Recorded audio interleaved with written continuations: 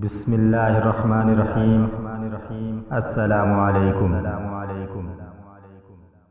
دوستو، ویڈیو شروع کرنے سے پہلے میری آپ سب سے گزارش ہے، اگر آپ نے ابھی تک ہمارے چینل دین کی شان کو سبسکرائب نہیں کیا تو ابھی سبسکرائب کر دیں اور برابر میں گھنٹی کے نشان کو بھی دبا دیں، جس سے آپ کو ہماری نئی آنے والی ویڈیوز کا نوٹیفیکیشن ملتا رہے گا۔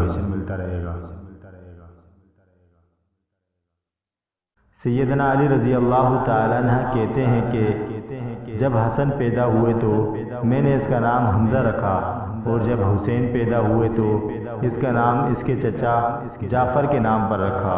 ایک دن آپ صلی اللہ علیہ وآلہ وسلم نے مجھے بلایا اور فرمایا، مجھے حکم دیا گیا ہے کہ میں یہ دونوں نام تبدیل کر دوں۔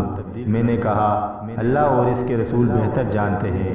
پھر آپ صلی اللہ علیہ وآلہ وسلم نے ان کا نام حسن اور حسین رکھ دیا۔ دوستو، اگر آپ کو یہ ویڈیو پسند آئی ہے تو اس کو کسی نہ کسی کے ساتھ ضرور شیئر کیجیے، تاکہ دوسرے بھی اسلام کی معلومات جان سکے اور اس پر عمل کر سکے، جس کا ثواب آپ کو بھی ملتا رہے گا۔